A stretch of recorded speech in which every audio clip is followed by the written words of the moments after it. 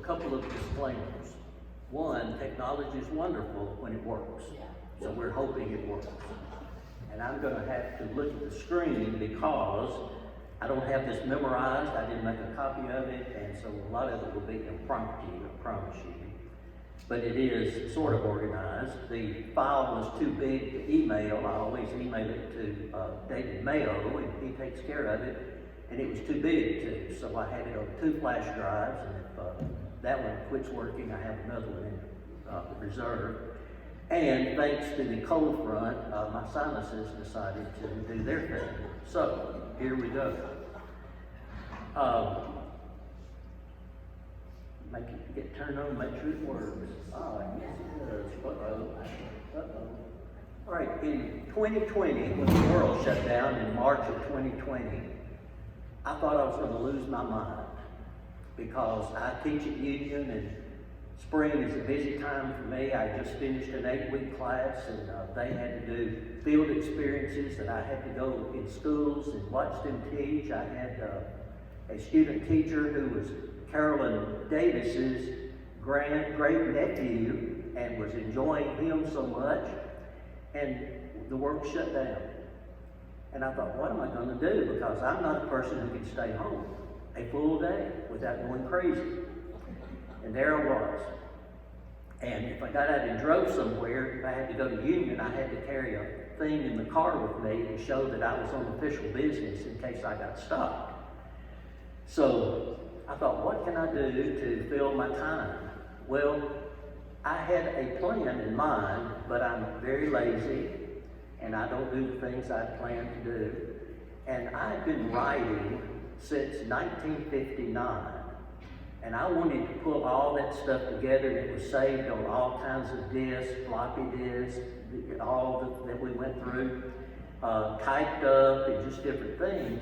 And so I started searching for all that, and I wanted to pull it together, and I wanted to put it in the form of a book for my family.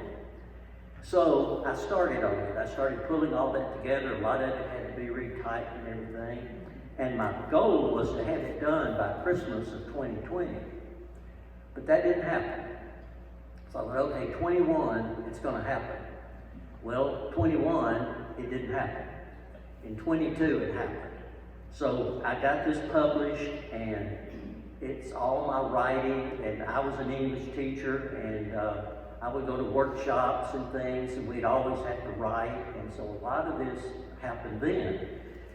The one that happened in 1959, Jackie and I graduated from Southside High School in April, I think it was April 27th of 1959, and I started the Union in June. And so I had freshman English, and so we had to write. And so I wrote this piece, Nan, an unforgettable character. Nan was a black lady who lived out on Harts Ridge Road, and she ironed for us, and she came on Wednesday or every other Wednesday, I can't remember now. And if I was home, I stayed with her all day long and talked to her and asked her all kinds of questions and probably drove her crazy. And when it came time for lunch, I wanted her to come inside and eat at the table with us, and she wouldn't do it. And my mother wouldn't have had a problem with it, but Nan wouldn't do it because she said, now black folks don't eat in front of white folks. So she refused to do that. But she just was a lot of fun to talk to, and she would just tell stories and everything. And so one Wednesday, and this was in May of 1959, she didn't come to iron that day, and we didn't know what had happened, why Nan didn't show up. Well, I think on Friday, her friend Buddy, who lived with her, came walking down the road, and we said, well, here comes Buddy, wonder what he's coming for. Well, he came to tell us that Nan had had a stroke and had died. So my aunt and I went to the funeral home. It was Bledsoe Funeral Home, and it was in East Jackson somewhere in a house. And we went, and we didn't know what to do, so we went and knocked on the door, and the people said, well, y'all come on in. So we went in to view Nan, and then after the burial, she's buried over here at Cane Creek Cemetery, we went in the afternoon to see her grave.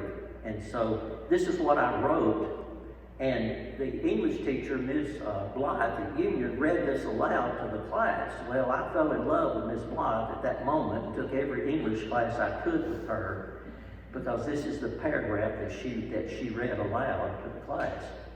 After her burial, we went to the little Negro cemetery, which was overgrown with tall weeds towering above the ancient tombstones. There, under the red clay dirt with 4 meager bouquets of flowers, we could imagine our dear old Nan in the carefree way she had left our house on Wednesday. And so that was the earliest thing that I have that I wrote. And so it made it into the book, because I had Nan to write her name for me, and so I have her signature on the page in the book where she did that. So that was the earliest one. Now okay, here we go. There it is. Okay, now one of the earliest associations with Bemis was my mother's family. And so standing there, and they're in Newtown, so I'm assuming this is about 1930, but it's probably more like 28 or 29 when this happened. And I don't know whose car that was, because I don't think they owned a car, because they were sharecroppers. And so there stands my grandmother, right there, and that's my mother. She was the oldest. Her brother Bruce was next to her, her brother Dwayne, and her brother Sidney standing there. He was very shy, so he's covering his face up. And so they're visiting with Ella and Cecil Capley, and Ella Capley was my grandfather's sister. And I don't know where my grandfather was. He probably didn't want to be in the picture. Who knows? But anyway. He took the picture. He took it. I doubt that. I doubt that very seriously. But anyway, that's the earliest association that my family has with Bemis, to my knowledge. Now this is our family, and I want you to notice something. That's my father, Tommy Newman, Myrtle Newman. There's me, and I am 9, 14, and 15 years older than my brothers and sisters, so I was the spoiled child. And so this presentation is basically all about me. Okay, so you know that up front.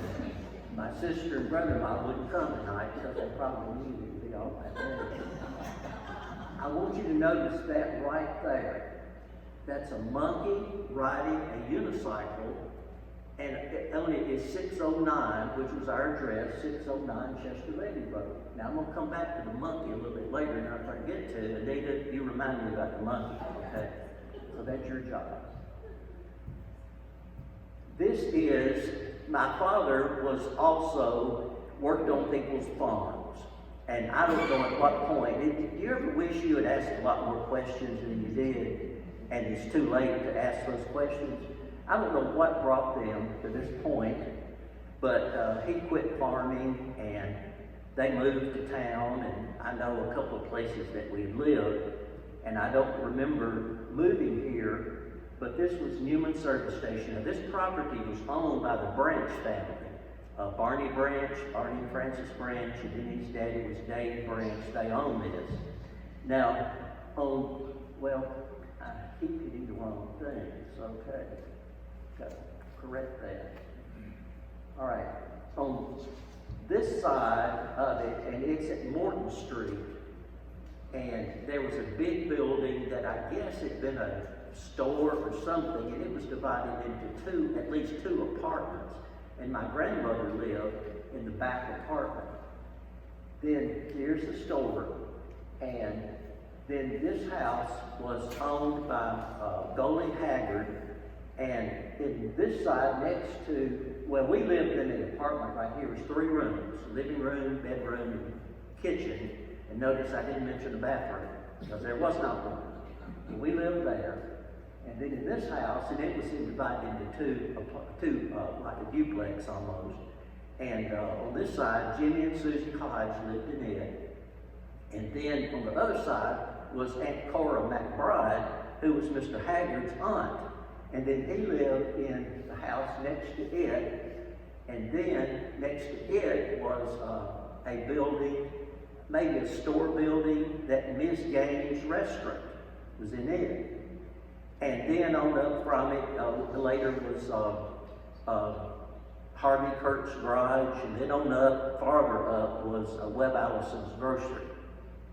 And so I could still smell Webb Allison's grocery because they had those floors where they put down the sawdust and everything, and you could just smell that. I can still smell that.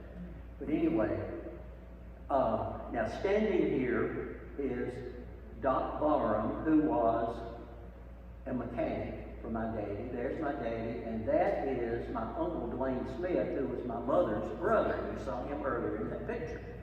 All right, so he worked for Montgomery Ward, and he was a traveling tire salesman. And so that must have been, you're going to see another picture in a minute, this was probably when they first opened the store. He started running that store. Well, now let me go back to the monkey again. All right. Mr. Haggard's wife died, and so he married a lady from Saltillo, and her son, teenage son, was W.S. Holland. And so W.S. Holland made the monkey and shop class at J.B. Young School, and they sold them, so my mother bought the monkey, which stayed on our front porch as long as she lived there. And somebody in my family has it, but nobody will fess up to who has it because I wanted a picture of it and I never got it. But somebody has the monkey. Well, W.S. told a story, it was in the VIP magazine. How did he get his nickname, Fluke?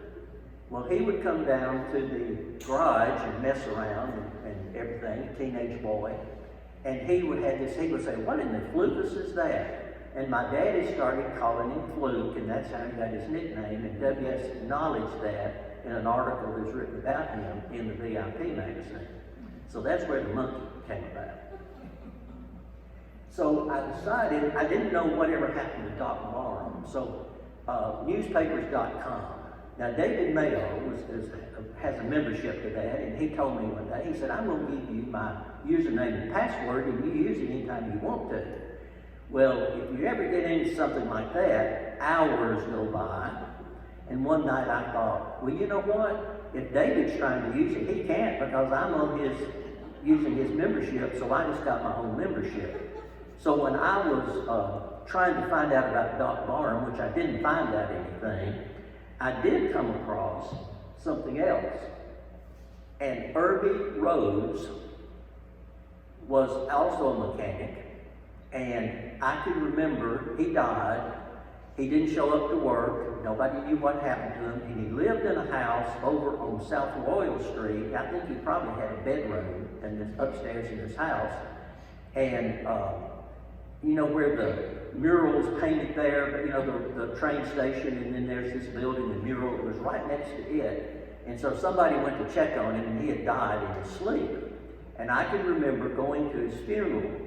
And so this popped up when I'm doing my search for Doc Barham. I just happened to find this. And what shocked me is he was only 46 years old. Of course, here I am, 8 or 9, and I thought he was 100 years old at least. But he was only 46. And then I found out, and the reason it popped up, my daddy was a pallbearer.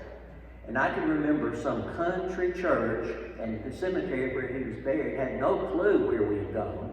And found out it's Parsons, Tennessee, and it's close to that Mouse Tail Park, or whatever that is. It's real close to it. And I can remember being in that country church, and these women just weeping and wailing and everything. And it may have been because he was so young, I don't know, but he was also an alcoholic, so that's probably led to his death too. But I just remember that just in my memories of that. And he was, we went to the visitation, and he was here in Bemis at his brother's house, and I happened to notice on that quilt back there, golden rose, and that was his sister-in-law, and I can remember being there. And I can remember Julia Futrell's mother being at that visitation. I just have this vivid memory of that. So it's just weird the things you think of and remember as a kid. But anyway, I found that. Now, just because it's all about me, I just like that picture because I thought I was kind of cute in that picture. And this must have been when we first opened the store, and I had no idea how old I was, maybe 4 or 5, I don't know, more likely 4. And there we are, you see Newman's station, the sign over there. And then advertisement, I thought, well, I'm going to follow that track a little bit, see what I find out, because we had this picture, and that was on that old truck. And then I found this, it was in a yearbook, where yearbook ads. And then I found this one, and this one was actually in 1959. A paint job was $35. Now, they did all kinds of things there at the station, and including selling used cars.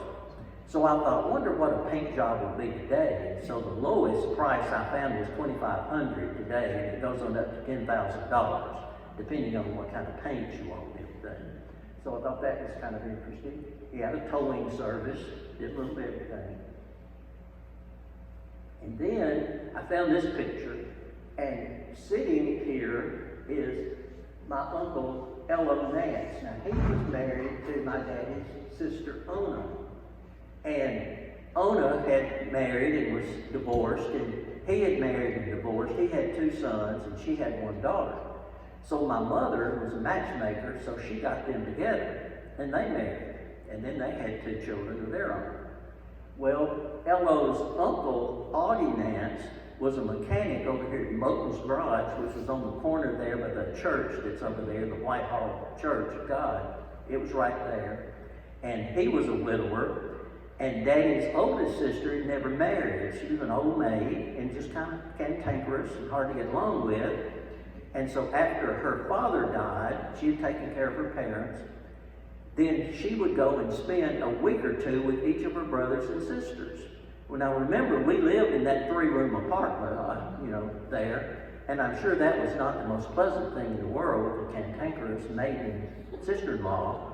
So my mother did some more matchmaking, and she got Audie and Estelle together. So Estele's over 40 when they got married, and they lived down here on Clayton Street, I believe, in a house. And then they built one over on New Street. But anyway, those are some family connections. And then this one right here is Carl Walker, who was married to my daddy's youngest sister. And then standing is Parker Evans, who was married to Ella's sister. Okay? And then there's my dad.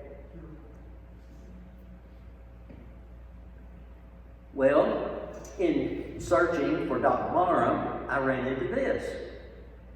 DeWitt Nance, who was Ella's brother, was a, well, let's see, here I'm going the wrong way. All right. So DeWitt Nance was Ella's brother, and one night he broke into the store and stole cigarettes. And so he was arrested for doing that. So, man, what complicated family situations you get into now. DeWitt was also an alcoholic, so he was kind of ne'er-do-well. So found that. Now, this one, and you may not be able to see this, up close you can. My daddy has a cigarette in his mouth. Now, he's pumping gas. They're empty oil cans and all that. And it's a wonder he didn't blow up. Bemis. But anyway, there he is. Now, the location of that store, I didn't tell you where that was. It's on the highway, and it's along in there where that car wash is, the car wash and everything. And the store, about the spot where it was in, is now closed.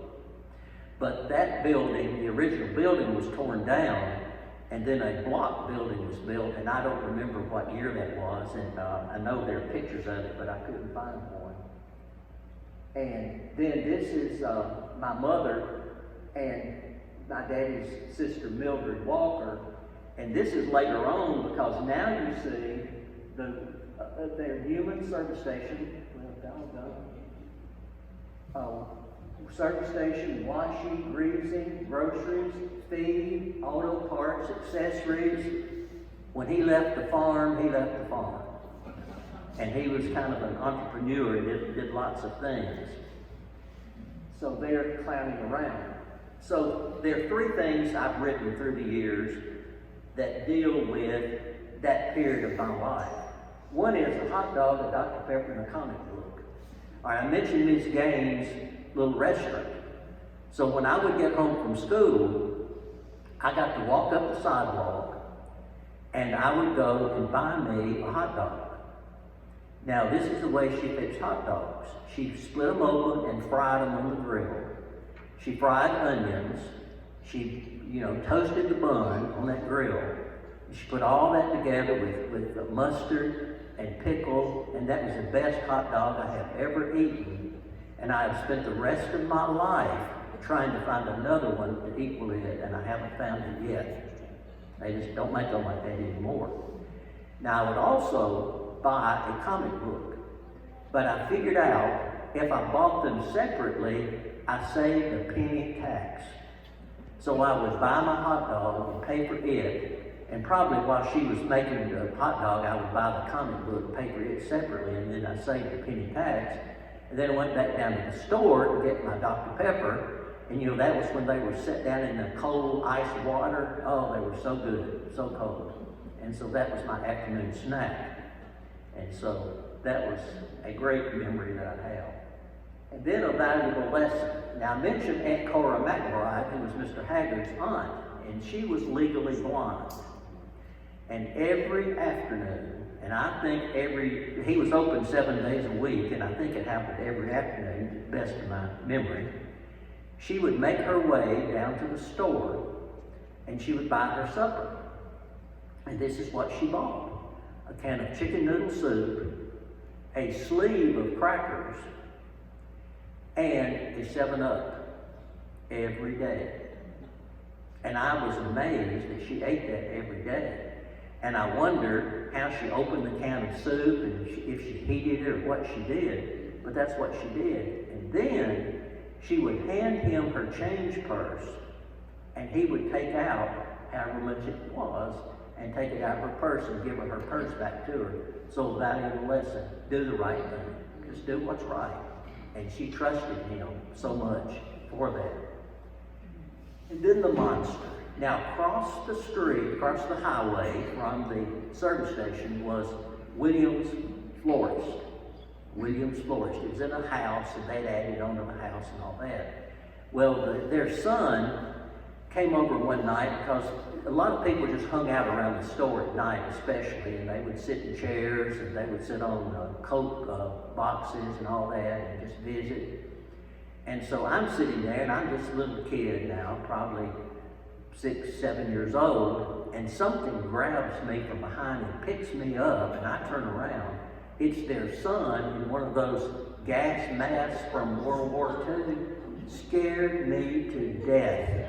I don't know why I didn't die that night. I was that scared. So I wrote about that. That was not a good memory. Then, these people, and again, here's me because I look cute, I thought, in that picture. I like myself. And so there, this lady with the headscarf on was named Dorothy Krause, and she and her husband were there a lot at the store, and I'm trying to think of his first name. I'll think of it in a minute. Anyway, and then my mother, there's me, and then my daddy's sister, Mary Armstrong, and her husband, Horace, worked at Holland's department store in the men's department. I remember that. And then Ona Nance is a sister who had married Ella. So, and there's another one standing over there, you can see an arm, and that's my Aunt Mildred, I think, standing over there. Well, here is the anniversary of Bemis. I'm in that picture. I am in that picture. And I remember that day so well. My grandmother was right there with the hat on. She always wore a hat. Now, she had the same hat year round. She just changed the decorations on it for whatever season. She would go in with that hat. So there she is, and there I am. And in that box in my hand, now what they're doing here, they let the cat out of the bag and they're catching the cats. Well, herding cats is not easy. So in my hand is a box with a little fuzzy white cat in it. That's the memory that I have. And there we were in that crowd, and there we are. There we are. Good memory. Then I went to Bemis Elementary School the first 3 years. So my first grade classroom was right there. Right there. And then second grade was in the back portion, and then third grade was upstairs in the other end of the building. And one of the things, and I don't know what this is a picture of, what they're doing outside. It looks something musical or something, but I remember fire drills. We had a lot of fire drills because I just have that vivid memory of fire drills. It didn't matter the weather, you had a fire drill. And so I can remember being outside. And if you remember Robert Piles, we were in same age, and his brother had brought back from Japan, I think, this silk scarf or a handkerchief or something. So I'm sure Robert should not have brought it to school, but he did. He had it out showing us the silk scarf. The wind blew and it caught that scarf, and here that scarf went flying through the air, and Robert running across the playground to catch his scarf. And then, remember, the junior high was across the street, and so was the cafeteria. And so I can remember, no matter the weather, you walked across the street to eat lunch. And I can still smell that cafeteria when I could just still remember that smell, the cafeteria. And then, first grade, Miss Pollard was my teacher. Now, I started to school a year early, too early. And so, Jackie, I should have graduated in 1960, not in 1959. Because my mother knew Miss Pollard's sister, and somehow they worked out this deal for me to go on ahead and go to school. So maybe I wasn't the favorite child that I thought I was. I don't know. Miss Pollard. Second grade was, remember her, and she then later became, after Mr. Copeland died, he was principal at J.B. Young at the time. Then he became superintendent. Then he died, and she married McKnight. Okay. Well, what I remember from that is wrote about the Silent Night, because she did something for me that I will never forget. Let me find it.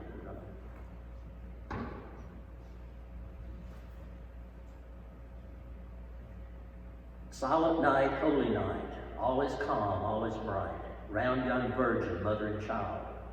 As a second grader at Bemis Elementary, we must have sung those words in Miss Copeland's classroom, or maybe we listened to it on the record. I remember thinking a virgin was a bend in the road, and just around that bend came a mother and child. Only the logic of a second grader. For our art project, Miss Copeland must have told us to draw a Christmas picture, maybe while listening to the song. I remember vividly my picture. It was a snow-covered scene, a house with a chimney billowing smoke, and in one corner, a large oak tree covered with green leaves. Maybe a red bird sat on one branch.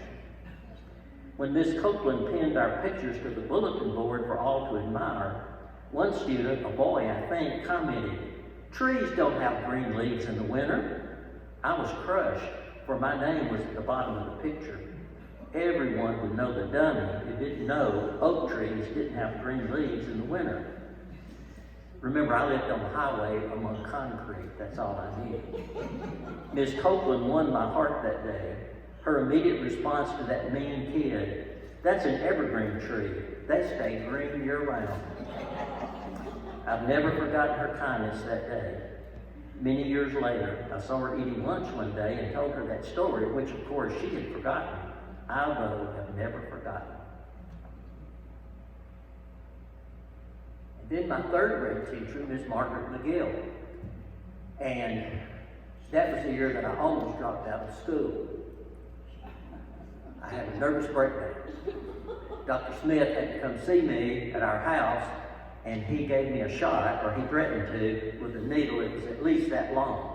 And when I saw that needle, I thought, okay, I better go back to school and get over this nervous breakdown. But I didn't want any part of that needle. But anyway, then Ms. McGill and I ended up doing our graduate work together. We worked on our master's together and carpooled to Memphis every Saturday. And she said, "Call me Margaret." I said, "I can't do that. You're my third grade teacher." So she lived to be almost 100. So for the rest of her life, she was still Ms. McGill to me. But one thing she did, in that room up in the corner, these green cabinets, and she cleaned out the cabinet one day, and she was giving away books, and she gave me a book, and it was tattered and torn and old as it could be. And that was one of my treasured things. And then one of my brothers and sisters tore it up, I think, threw it away. But anyway, I love my book. And when I retired from the school system in 2000, they did a sort of This Is Your Life program for me. And so she represented my elementary days, and she gave me a book, and I meant to bring it tonight. It's a Christmas story that's dated back in the 20s. And so she gave me another book to replace the one that got lost.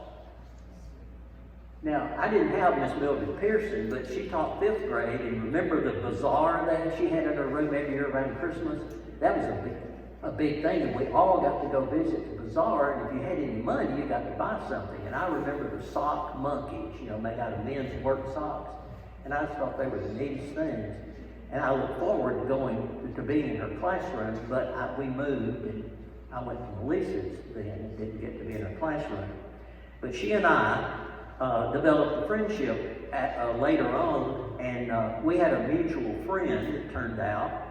And this mutual friend was an old maid like Mildred was, and she got married in Nashville, and so Mildred called me and she said, would you like to go to the wedding and everything? So I said, well, sure. So I drove us to the wedding, and so we developed a friendship, and we talked on a pretty regular basis until she died. And my wife worked in intensive care, and Mildred happened to die while she was on duty one day, and so she had a heart attack. But I love Mildred. Then there was Miss Tate, the principal. Now, I remember having to take a shot. And so I was in 2nd grade, and so I expected my mother to come hold my hand, or somebody to come hold my hand when I took my shot. Well, Miss Tate wouldn't have anything to do with that, so they took me to her office, and I got the shot without anybody. And so, anyway, now my biggest memory of Miss Tate, though, was in the cafeteria. Now, that's that picture that's right over there. And I'm not in it. And I can remember her walking through the cafeteria all the time. You remember that, Wanda? I don't know why she did it, because we weren't talking, we were eating. And I don't know why we didn't have ulcers, because that woman was annoying. And I think in that picture, that's probably her standing right there with that white blouse and skirt, because I can remember her dress like that. But I just thought she was mean. Then I found this. That's from 1950, and it had all the teachers in the Bemis schools. And a lot of them, I don't know who they are, but I've got a copy of it. I'll pass around if you want to look at it. Look closer. But something I do know, recognize, I mentioned Mr. Kirby McKnight. That's him right there. And then his wife is right there. She taught, I think, in the junior high. And Ms. Matthews, who taught biology and chemistry at Southside, is right there. And then up here is the lady who taught home economics at Southside. Ms. Baxter. There they are. But anyway, those were the teachers in 1950, and they were spotlighted for the big celebration and everything. And I went to church at Bemis Chapel Baptist Church, and I'm right there, and at some point I fill my eyes in for some unknown reason, but that's me right there. Our Sunday school teachers were Ms. Nesbitt and Ms. Blunt. And I mentioned Harvey Kirk earlier. His wife, Delilah Kirk, that was Ms. Blunt's daughter. And we were they had split off from that other Baptist church that's over there on that, around the corner of the big red brick building. They'd split off, and North Bemis, okay? And they'd split off from it and built this little block building, and it was just one big room, and we were over in one corner. And this was at Christmas, because we were holding our Christmas presents from our Sunday school teachers, and it must have really been cold, because there's not a happy look on anybody's face. And I don't remember a lot of these people. There's several Kirkendalls. I remember them. They were part of that. Then we moved to 609 Chester Levy Road in the early 50s. Now I was in 3rd grade, and I finished 3rd grade at Bemis. Somebody picked me up, and but then I went to Malesus after that. But that was our house And that's me standing up here in front in 3rd grade. And that's my brother Bobby, because my grandmother built a house right on the same property as ours. And I can remember, I think I'm right, Bobby, you can correct me if I'm wrong, but I think it only cost $500 for her to build her house. And those were the Murchisons that built the houses, and so that was her house. And it was 3 rooms and no back room. And she was very resourceful, and she immediately built the toilet out back and all that, set out trees and everything. And she fenced it in and had chickens, so she'd have eggs and chickens, and I can remember killing chickens, and I never want to do that again. That was awful. And she set out flowers. You see the daffodils that are blooming, and she set out peach trees in the yard. One of my favorite pictures is her standing in her garden. Now this backs up to Bob Parker, and there was a field in between, a cotton field, and Arthur Johnson at one time farmed that, and we picked cotton back there because my grandmother needed any extra money she could get, because she never worked, and she had old age pension, and I think it was like $40 a month maybe, and that's all she had. So she did anything she could, save money, make a little money and everything. And so that's one of my favorite pictures of her standing in her garden. Now, when you write and you go to these things, and there's usually a theme and everything, and I found out certain people pop up all the time, and she's one of them that pops up for me. And so these are some things I wrote that where she figures into it. Now, the Steel Magnolia, I wrote this. We were in Natchitoches, Louisiana for a 2-week workshop one year, and I wrote this one. And because she had lots of adversity, I mean, she grew up poor. Her father was a tenant farmer and all this. And then she married, her husband did the same thing. And then they moved to town, and he got a job in a little service station over on Lexington Avenue, about where that burger place is now. It's right in that same spot. And so he met the proverbial other woman. And so they took off to St. Louis, and nobody knew where he was, and they had to get the detective to locate him eventually. Now, my grandmother did not want a divorce, but she ended up having to agree to a divorce at some point. And then she developed diabetes, and she had, poor health and everything, but she still worked really, really hard. So I wrote about her in The Steel Magnolia, because Natchitoches, Louisiana was where that movie was filmed, and we passed by that every day, where that house was Steel Magnolia. So I thought, okay, she was a Steel Magnolia. So I wrote that about her. And then, be sure you feel around the top of the bottle. Now remember, I get that Dr. Pepper, and it's in a glass bottle, not a can, and you crank the top off of it, and everything. And so she always said, now, be sure you feel around the top of it, because, it could break, and they did sometimes. And so feel around it. So, I did that the rest of my life. And because she said she had an aunt, and she opened a bottle, and it started fizzing, so she put it in her mouth, and when she pulled it away, her mouth was bleeding, and in a day or two she died, so it had to be from swallowing glass. So I always feel around the top of the bottle. Well, my grandmother and I would walk to Bemis, and we would come across the railroad tracks over here up to Patent Block, and she said, now, be careful, always look to see if a train's coming, because I knew somebody who got their foot caught under the track, and the train cut their leg off. So, I watched to make sure, everything.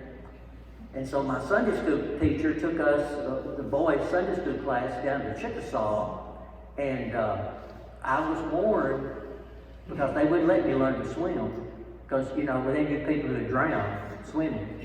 And so they had those paddle boats and everything. Now, don't you do any of that, because you could drown. So I sat there on the bank, and Larry Barker, my good friend from Malesus, had polio, both legs, and so he and I sat on the bank and just watched everybody else have a good time, And so this guy that ran the paddle boat said, I let cripple boys ride free, so y'all come on and ride.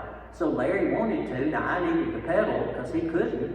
And so there we are out in the middle of Chickasaw Lake, whatever that lake is called, paddling that boat, and all I'm thinking is, okay, this boat's going to turn over, we're going to die, and my grandmother's right. So can't let that happen. So that's what that was about. Then the old beech tree and the home place beckons. This is where my grandmother grew up, out in the Beach Bluff area. And I was in a workshop, and we had to write a poem. And so my poem was the old beech tree, because that had been on my mind a long time. And I had been there one time. It's back at the, you go on a tractor as far as you can go, and then you have to walk.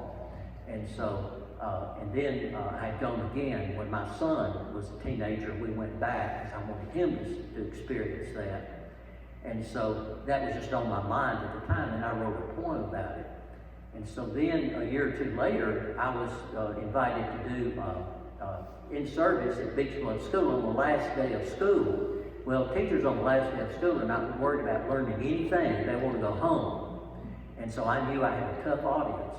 And so I did that poem, and we did things with quilts and things, and we had everybody crying and all that. So I knew I was a success when that happened. And so I wanted to do something else with the poem, so I wrote it in a narrative form, and that is The Home Place Beckons. And I did get the poem published somewhere, so I was happy to do that. Of course, I didn't get the money for it, but I got it published. Then, in the late 50s, 57, 58, somewhere 56 maybe, we remodeled the house in Chester Levy. It was just that 4-room house with white asbestos shingles on it and everything, but we added on to both ends of it. And so, one winter, if the phone rang, you had to go outside and reach in through a window to answer the phone. I remember that. That was a tough, tough time. But anyway, so there is the remodeled home in Chester Levy, and there is the monkey. And then I went to Malesus School in 4th grade. Now, Malesus School had recently had the wings added to it. So my 4th and 5th grade classroom was right there, and this was 7th grade. Then on the other end was the cafeteria. And this is where Ms. Jennings was my 4th and 5th grade teacher, and there was not a school library, so they would have to go once a month somewhere and pick up books and bring back for you to read. And so I read this book, Lazy Liza Lizard. And at some point I decided I wanted a copy of it, and I did a search, and I'd go to bookstores everywhere we went. I went to a used bookstore to see if I could find it, and I couldn't find it anywhere. And then when we started doing internet searches, they were like $400 and $500. Yep. And so I finally found one, and I decided, okay, I've got a spring for it, so I bought it. And then a few years later, my daughter found one online. She didn't know I had that one. And so they got it for me for Christmas, and she told the lady who owned it the story. Well, the lady said, well, I'm going to give it to you for a lot less than what she was asking. So I have 2 copies of Lazy Liza Lizard, and found out later that Ms. McGill had one. So anyway, Lazy Liza Lizard, and that was my search for her. And that came from Ms. Jennings at Malesus.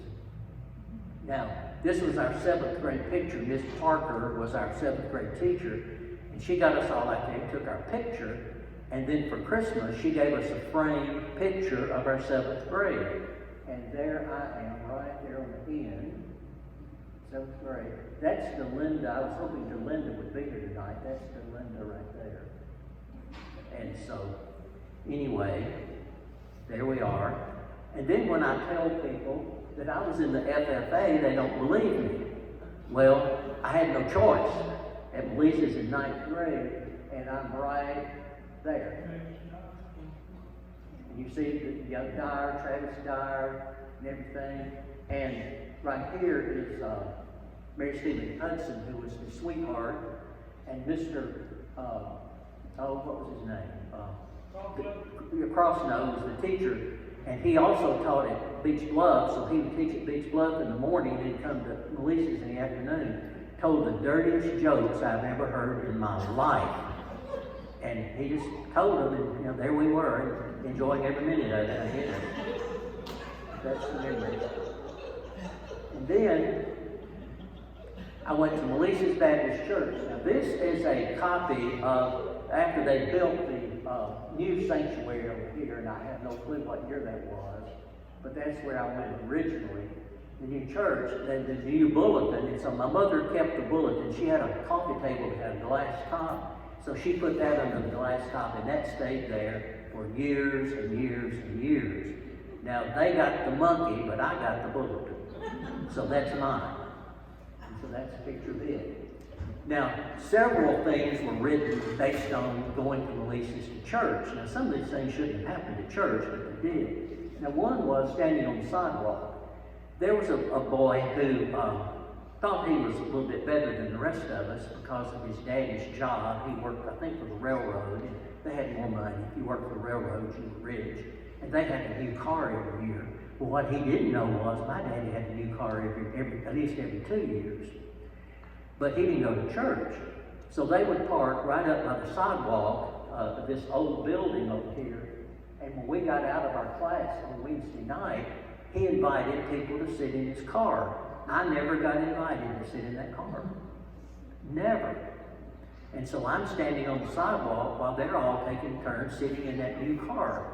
But I knew I had a new car at home that I could go sit in if I wanted to. But it was really hurtful and shouldn't have happened. Then ham sandwiches.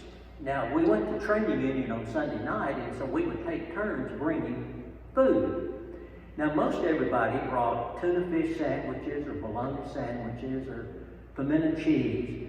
Well, remember, my daddy had the grocery store, and he sliced his own meat. So when I took it, it was ham sandwiches. Well, guess who was the favorite person that night? I didn't get to sit in the car, but I brought ham sandwiches. And then Joe B. Gillen. And Joe B. had been in special education now, and he was a little bit older than we were, but his family was a salt of the earth families. And they lived there by Watlington Road in a little unpainted house up on the hill. And I remember there was no underpinning and everything, but it was Joe B. and his parents and his grandmothers. Just wonderful, wonderful people. And I went to church at Malesus. And Joe B. We had Sunday school meetings at our houses once a month. And so if it was at 6:30 or 7, Joe B. would show up at 5 or 5:30, probably hoping he would get to eat a meal or something. But he'd show up early. And every year we drew names. I don't know how this happened, but every year Joe B. drew my name. And he would bring the gift and he would say, now this is not much, but it's all I could afford, and you're not going to like it. Whatever it was, well, usually I liked it, whatever it was. But anyway, that's what I remember about Joe B. And then Joe B. got old enough to drive, and he bought him a car. So he painted on it Blue Angle. The Blue Angels? Okay, the Blue Angle. And so everybody thought that was so funny because, he didn't know how to spell and everything. And so anyway, that's just a memory of Joe B. And then paper fish. Now, paper fish, when I went to Malesus to school, went through the cafeteria line, there was this little lady, and she said, where do you go to church? And I said, I go to church in Bemis. And she said, well, I teach Sunday school class at Malesus Baptist Church, and we sure would like to have you in our class. And she said, we're having this special thing, and she had a fish cut out of construction paper. She said, you write your name on it, and I'll hang it up on the line in the church, in the window, and then you come to Sunday school. Well, I went home, and I said, now that sounds like a deal to me. I want to do that. So I went home, and I told my mother, and I said, I want to go to church in Malesus. So she said, well, that's okay. And this lady up the street, Miss Cranfeld, picked me up to take me. And so, because my mother at that point had little kids, and everything. And so, anyway, I went to church, put my fish up on the line in the window, and that's where I stayed until I married and moved away. And so, paper fish. So, I taught a Sunday school class for many, many years, and you'd have some special occasion where you're feeding kids, bringing kids in for pizza. Those men in my class would fuss about it. You don't need to be doing that. No. I'd say, let me tell you about my paper fish. Well, then I had another, and that's a pair of cufflinks. When I was about 13, I decided that I didn't need to go to church. That was a bunch of foolishness, and I was just going to stay and sleep in. So I just quit going to church. And so Catherine Jones, Darrell Jones' wife out in Malesus, and Mary Stephen Hudson, that everybody was in love with, because she was the sweetheart of the FFA. So they came to my house one day, and Catherine said, we're having a contest, and the person who wins the contest, you win it by coming to Sunday schools so many Sundays, gets this pair of cufflinks, and they were blue. I meant to bring them tonight. They were beautiful. I thought, I want those cufflinks because that's when you wore shirts that required cufflinks. I want those. So I went back to church, and guess what? I won the cufflinks. Now I know that was all made up some way to get me back in church, but it worked. So that was another story that I could tell my Sunday school class. And if we start fussing about feeding kids pizza and bringing in kids and bussing them in, just remember paper fish and cufflinks. That'll get you there. And then our senior English teacher was Miss Ann Grove. And there was a lot of controversy about her because this lady had started the year teaching us, and she was pregnant, and pregnant women couldn't teach back then, and so she disappeared, went over into the sunset. We weren't told why, because you didn't use words like that. And so Miss Ann Grove appeared. Now Miss Ann Grove was over on Grove Avenue and everything, and they were part of the Chester family and everything. And the rumor was that she had taught blacks in Louisiana. Well, she worked for the Home Mission Board, and yes, she had. And so even the teachers didn't really care for her. But she was one of these people that I immediately took to, and she took to me, and she would have me grade papers and put stuff in her grade book, and even would take me home with her in the afternoon, and that worried my grandmother. That this lady was taking me home with her in the afternoon. But her mother was there, her daddy was there, her maiden sister, they were all there. And we stayed good friends until her death. And she would write me letters, and I called them the epistles. And I've done a program on that for the Bemis Book Club, the epistles of Ann Grove. And so I've written two things. One was remembering her and the rumors that were about her, and it was right. And she even, she only stayed at Southside maybe 2 years, and they kind of ran her off. And her sister then took her place, and she went to Nashville and taught a while, and then she went back with the mission board, and she went up in Piney, Kentucky, up in the mountains, the hills and the hollers, and taught there. And then she went to Africa and taught. And she told me about, she would go home on the weekends with the Africans, and they would have to go in a Jeep, and they had to stop and cut brush to get where they were going. And she loved it. And so I took Beta Club to Beta Convention, and she wanted us to come see her because it was black students. And she gave them all some cotton seed for them to plant African cotton at their houses. And just a wonderful thing. And then I've forgotten how many years ago it's been, I was awarded the Alumni of the Year at Union. And so I came home that night, and I get really emotional about this because she pops up all the time too. She just won't leave me alone. And so I wrote her a letter, Dear Miss Grove, thanking her because when graduation time came from Southside, she said, and I think it was the baccalaureate service, she said, come to my room, I have something for you. So, you know me, being greedy and everything, spoiled, I thought, oh, she's bought me a gift. Oh, I can't wait to see what it is. Well, what it was an application form for Union University. Because I was probably too dumb and stupid to go get one myself and fill it out, so she gave it to me. So my letter was thanking her for that.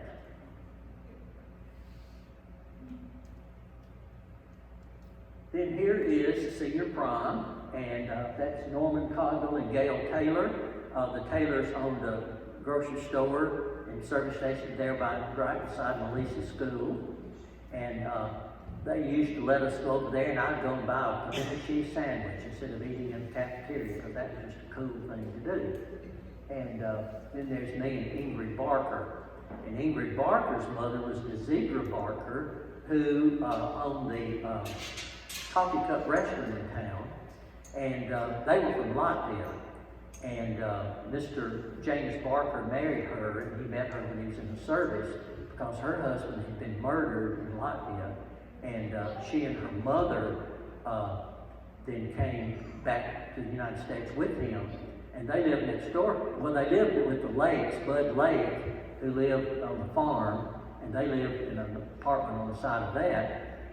And then they lived next door to us. And one of the things I have not written about, some things you can't write about, you just can't do it. One night, and I was gone somewhere, and I came home and get in the house quick, something's going on. And Mr. Barker was drunk and had gone crazy and was shooting up the house. And so we're all in hiding in our house. And then somebody's knocking at the door, the back door, the carport door. And so we're afraid it's Mr. Barker. And it was Miss Cavante, her mother. She had climbed out of the window, couldn't get us to the door because she's trying to get protection, and she went and hid in our well house. He took all their clothes out the driveway and was going to burn them up. And finally the sheriff or whoever got there and stopped all that. But anyway, that was a mess that night. And I'm thinking, poor Miss Cavante had gone through all of that in Latvia, and now here she is in the United States, in Jackson, Tennessee, Malesus, Bemis, and going through it again. Anyway, here's our one of our class reunions, and Jackie is, where are you, Jackie? Right there. Right there. There's Jackie. And I am right there. And this is the period of time, I don't remember which one this is, but we're all the fat cats. Look at us. Fat and healthy. Looking good. But anyway, there's Carolyn Davis right there. And there's A.G. Kenner right there. You'll see several others you know probably. David Fisher's up there. Here's right there, right there. Easton Golf, right there. Anyway, there we are. Then after my daddy went out of business there on the highway, Bemis Highway, he got a job over on Hollywood Drive at a line station, and he was there for a little while. And then he came to Southgate Grocery. Now, we've got a picture of that somewhere, but nobody will fess up that they own this picture for me. But anyway, he ran Southgate Grocery, and my mother helped him there too. And they were there for several years. In fact, he was there when he died. They were still running that. And so had the robbery at the other place. Well, he got robbed one night. A gunman robbed him at gunpoint now. And he robbed two places that night. And so I remember getting that call that he'd been robbed at gunpoint and everything. And there was a picture of him sitting there in the store, and there was an article about it, and I cut it out and framed it for him, and I don't know who has that either. But anyway. And then I was a teacher, and I started teaching at Northside High School. And when integration came about, James L. Walker was superintendent, and he called me, and he asked me, or he didn't ask me, he told me that I was going to East High School. And it was like, at that time, it was grades 1 through 12, and so I went there for a year. And then in the middle of that year, they closed it down, moved the high school kids other places. And then the next year, I went to West, and I stayed at West 22 years. So I've written, there are 2 or 3 versions of the West High story, and because it's hard to tell that story, because I got a phone call one night after that was made public that I'd been moved to East, and this English teacher who had actually taught my mother called me one night, and she said, I want to give you my condolences. And I thought, condolences? Who died? Well, the condolences were because I'd been moved to a black school. And so I went of those 23 years that I was in black schools, when all that time and people were telling all kinds of stories about why I was there, I'd been punished, and I'd been this, I'd been that, something else. Now, I didn't know all that stuff was going on until later. And I loved what I did, and I loved being there. And this summer, just a few weeks ago, one of the first black students I taught at Northside, and I ended up teaching her brothers and sister at West.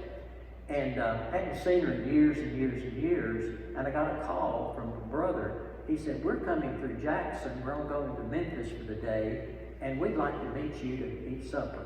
I said, sure. So we met and ate supper together, and she had graduated from Northside in 1967, I believe, 67. And so got to see her. And so I just have all these connections. And somebody told me one day, or a black friend said, you know more black people than I do. And it may be true. But anyway, good memories, good memories. So, we all have a story to tell. Now, what's your story? You know, we had a lady one night who gave a program here, and I said, have you written that up? She said, no. I said, you need to write that. That is a story. You need to write it. And my sister, you know, after they got a copy of my book, she said, but you didn't write about this or something. I said, that's not my story. That's your story. You have to write your story.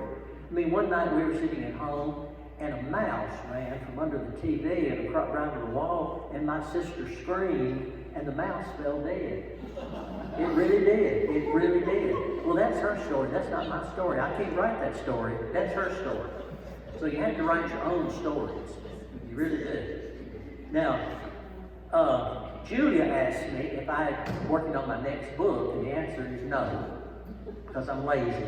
But I did write one, and this is true, and it's called Carpooling with the Murders. When I was working on my master's degree with Ms. McGill, we had a lady who carpooled with us who turned out to be a murderess.